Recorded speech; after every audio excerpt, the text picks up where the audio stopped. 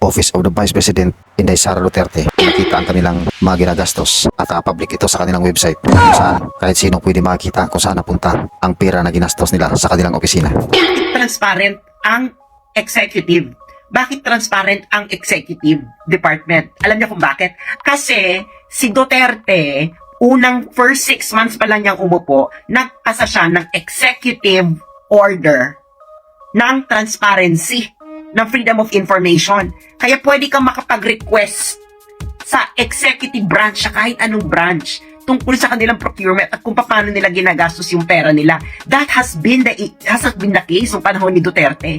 Yan ang Kongreso, liquidation by certification. Sige nga, kayo mga basahang vloggers si Marcos at mga basahang vloggers si Tambaloslos, pumunta nga kayo ngayon sa website ng Kongreso. May makikita kayong ganitong report katulad sa Office of the Vice President. Wala.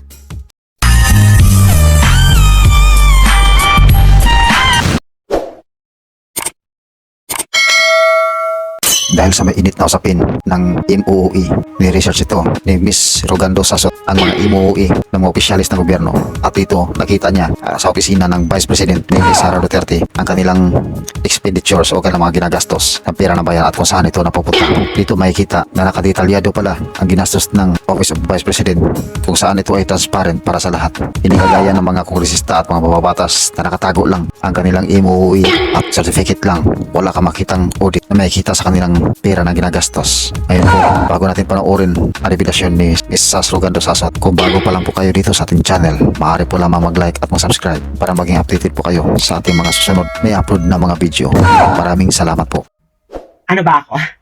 Russian spy? American colony trader? Ano ba? Si Sas Rogando Sasot. Ayan, Diyos mio. Oh, may susunugin na naman tayong mga trolls, no? Ng mga bayaran. Yung mga hindi nag-iisip. May bago silang script, no? Hina-hijack po nila ang Hindi Mo Pera Yan campaign. Ayan. Hello, kamusta kayo? Hina-hijack nila. Meron silang pinapalabas na mga eksena, yung tungkol sa MOOE. So, inilabas nila yung MOOE budget ng Office of the Vice President. Nasaan daw ang resibo niyan? Alam nyo, kayong mga obobs, ha, papaliwanag ko sa inyo. Kasi hindi nyo alam ang inyong mga pinagsasasabi. Okay? So, ang ginawa nila, di ba nag-launch tayo ng Hindi Mo Pera Yan, ng MOOE. Sabi nila, ang campaign kasi natin ay nag-ugat ay dahil ang MOOE ng Kongreso, that's both Senate and House of Representatives, ay liquidation by certification lang, MOOE. Okay? Yaang patakaran na yan, mga obobs na hina-hijack ang Hindi Mo Pera Yan. Sa Kongreso lang yan, yung liquidation by certification. Anong ibig sabihin ng MOOE? Maintenance and other operating expenditures. Ito po yung budget sa office. Okay? Pambili ng office supply, iba't iba. Okay? The money given to them in order for them to run their office. Okay? So, ngayon, ang ginagawa nila, inano nila yung MOOE noon ni Duterte. Ano daw, hindi mo pera daw yan, walang resibo. Ang MOOE ng Presidente at ng Vice President, kailangan nito ng resibo sa audit. Naintindihan ninyo? So, ngayon, titingnan nyo yung audit report, kayong mga trolls. Hindi yung gagawa kayo ng na hindi nyo alam kung ano yung pinagsasasabi ninyo. Ginagawa ninyo mga obobs kayo, iniikot-ikot-ikot nyo kami, hindi nyo naman alam yung pinag-uusapan. So halatang, ginagawa ninyo yan para, para makalusot yung patakaran ng liquidation by certification ng MOOE sa Kongreso. Sa Kongreso lang po yun na ang MOOE ay liquidation by certification. Naintindihan ninyo? Sa Office of the President at the Office of the Vice President, hindi po pwede ang liquidation by certification. Naintindihan nyo ba yung issue? Naintindihan nyo? Hindi po pwede sa COA na ang MOE ng Presidente at OVP ay liquidation by certification lang. Naintindihan nyo ba ang issue? Diyos mio, Lord Almighty. Ngayon, nag-aano kayo ng Office of the Vice President. Si Sara naman yung target ninyo di ba? Papakita ko sa inyo ang website ng Office of the Vice President. Itong Office of the website ng Office of the Vice President, nakikita nyo yan? Transparency. Nakikita nyo. Tapos meron silang annual procurement plan, di ba? Summary of awarded contracts. So pag kinlik mo yung summary of awarded contracts, makikita mo yan, Nakita mo? Pag tinignan mo yung 2023, yung mga binili nila, nakikita mo. Project. One-time clock company. Contract price, notice of award, notice of proceed. This is the procurement of the Office of the Vice President. Nakikita nyo yan. This is transparency. Nakikita nyo yan. Supplier. Alpine Motors Corporation. Contract price. Contract. Notice of proceed. Diba? Nakikita nyo yan. Provision of fuel through fleet card. Nakikita nyo nasa website ito ng Office of the Vice President. Yung mga tapos meron pa silang alternative mode of procurement. Diba? Nakikita mo yan at ito ay ma-audit po ito ng COA kasi kailangan nga ng resibo. Nagigets ninyo na. Yaang mga procurement na yan ng Office of the Vice President na makikita nyo sa website ng Office of the Vice President kung hindi kayong tanga na mga vloggers, mga basahang vloggers ni Marcos, mga basahang vloggers si Tambaluslos, mga idiota, hindi nyo naiintindihan ang issue. Okay? Iniikot-ikot nyo kami. Ngayon, meron pa yan silang procurement monitoring report. Office of the Vice President, procurement monitoring report. Okay, so makikita mo, di ba? Sa first semester tayo ng 23. Nakikita nyo yan. OVP, Procurement Monitoring Report, first semester for the year 2023. Naglo-load pa. Maghintay tayo. Ayan na. Nakita nyo yan. Bakit ang labo naman ito? Wala na ba ito yung kalalabo? Parang hindi pa ata finish mag-download. Basta makikita nyo yan. Ayan ang procurement report nila. Okay. Nag-download pa. Ayan. Saan ba natin ito pwedeng kunin ng malinaw? Ay, bakit ito? Kita nyo yan. Nakikita nyo yung report ng Office of the Vice President kung gaano kadetalyado. Kita nyo yan. Code, PAP. Procurement project, vehicle rental. Small value procurement. Nakikita nyo yan? Eligibility check, bid evaluation. Nakikita nyo yan kung gaano kadetalyado? Government of the Philippines, current year's budget, total.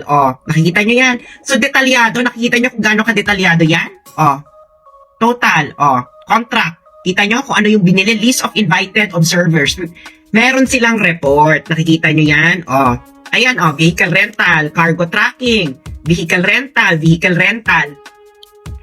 Yan ay sa Office of the Vice President. Ibinapasa nyo kay Sara ang hindi mo pera yan, pero hindi nyo alam na transparent ang OVP. Actually, to be fair kay Lenny, naging transparent din si Lenny. At bakit transparent ang executive? Bakit transparent ang executive department? Alam niyo kung bakit? Alam niyo kung bakit kayong mga basahang vloggers ni Marcos at mga basahang vloggers ni Tambaloslos? Alam niyo kung bakit? Kasi si Duterte, unang first 6 months pa lang niyang umupo, nag-asa siya ng executive order ng transparency, ng freedom of information. Kaya pwede kang makapag-request sa executive branch, sa kahit anong branch, tungkol sa kanilang procurement at kung paano nila ginagastos yung pera nila. That has been the case sa panahon ni Duterte. Yan ang Kongreso, liquidation by certification. Sige nga, kayo mga basahang vloggers ni Marcos at mga basahang vloggers si Tambaloslos, pumunta nga kayo ngayon sa website ng Kongreso. May makikita kayong ganitong report katulad sa Office of the Vice President. Wala. Sino ba tong Gloria Auditor? Bakit gusto mong sumama sa akin? Gusto mo talaga umakyat, Gloria Auditor? Ha? Naintindihan nyo? May freedom of information ang executive department at ang nagsimula nito ay si Duterte. Kaya, required sila na ilagay ang kanilang mga procurement sa kanilang website. Kikita nyo yan. Diba? Office of the Vice President. Procurement Monitoring Report. Meron sila. First semester. Kikita nyo yan? Tapos, ibabato-bato nyo kay Sara yung mga pinagsasabi ninyo. Diba? Ayan pa, 'Di ba? Meron pa silang annual procurement plan. Oh. 'Di ba? Hindi niyo to alam kasi mag-verify muna kayo. Diyos ko Lord. Tapos sabi nila, hanapan daw na resibo yung MOE ni Duterte. Baliw, may resibo 'yon. Ang 'di ba? Pebbles, 'di ba? Pebbles Duque, ang MOOE ng Executive Department. Pebbles Duque, umakyat ka nga. Makipag-usap ka sa akin. Invite ko nga si Pebbles Duque. Pebbles Duque. Pebbles Duque. Oh. Kita Pebbles Duque. Sa maliwanagan itong mga idiota na ito kung paano tumatakbo ang MO. Ay, nag-decline si Pebbles Duque. Ayaw makita ang beauty. Sa Executive Department po, ang MOOE ay kailangan may resibo. Naintindihan nyo?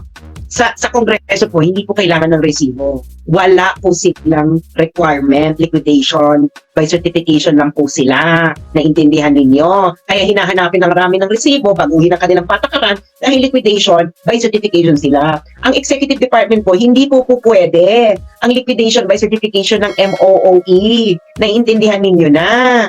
Diyos mio, tapos ibabato nyo kay Duterte. Dude, may audit report every year si Duterte, no? May COA audit ang Office of the President nung panahon niya. Naintindihan ninyo?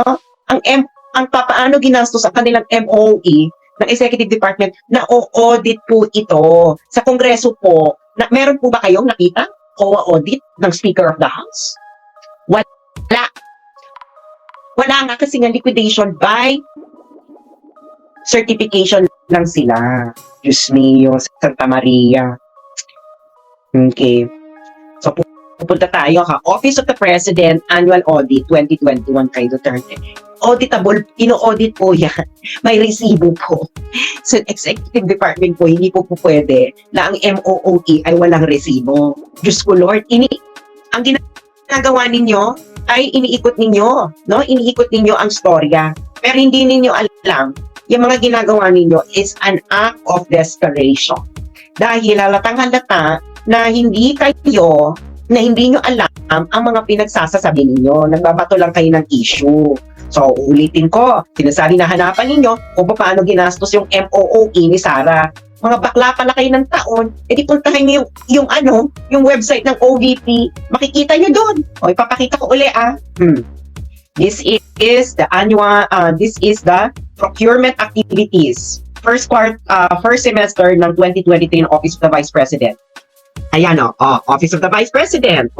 Completed procurement activities. Nakikita nyo na yung procurement project, anong date, ano yung end user, sino yung end user.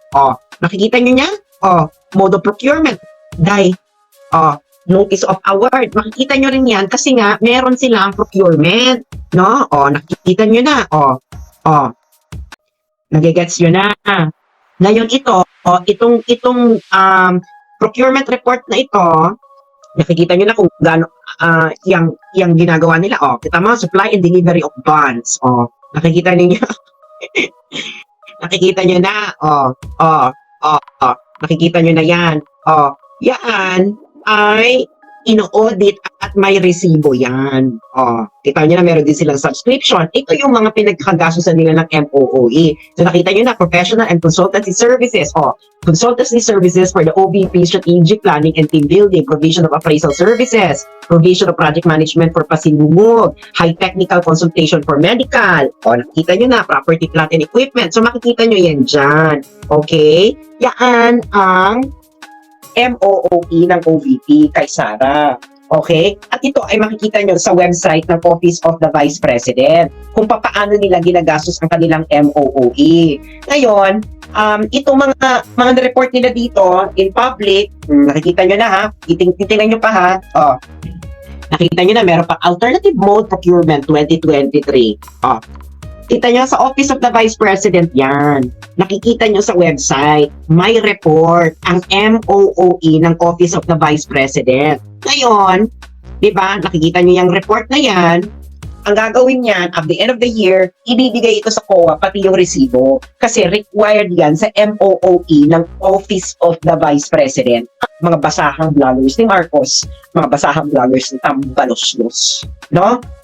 Open, makikita mo dito. Kung gusto mo pa, i-FOI mo pa ang Office of the Vice President. I'm pretty sure they would be willing to give you more details from their website. Diba? Kasi hindi naman confidential fund ang MOOE. At required, and because of President Duterte, may freedom of information sa executive department. Yan ang tatak Duterte. Pero sa Kongreso, kayong mga basahang vloggers ni Marcos, wala kayong makikitang ganyang report ng Speaker of the House. Meron? Meron?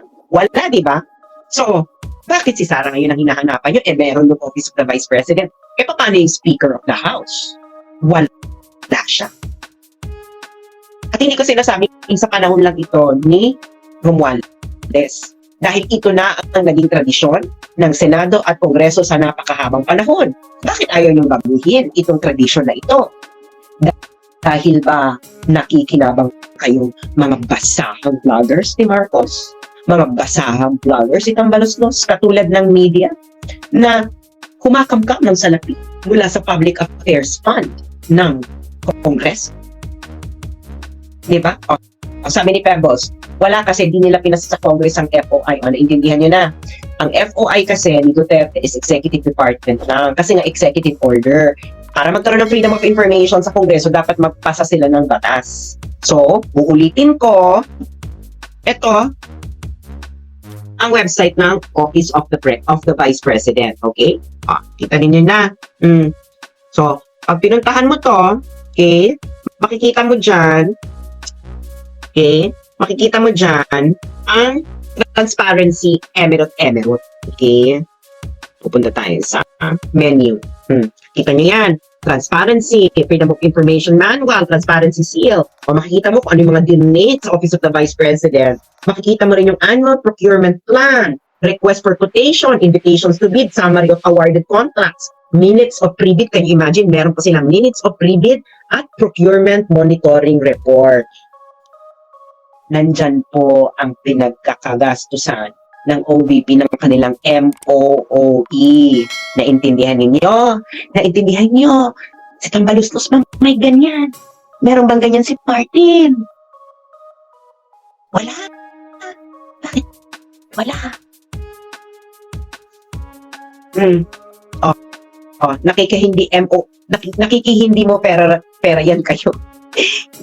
Yun, naintindihan yung issue. Ako naman kayo. Gusto yung i-hijack yung issue. You cannot understand the issue. Kaya kayo ay basahan. Ginagamit lamang kayong basahan ng mga politiko dahil wala kayong sariling utak. Kung ano ang hulog, siya ang tugtog. Yun lamang po. Maraming salamat. Looking at the blue on a rainy night. No lie.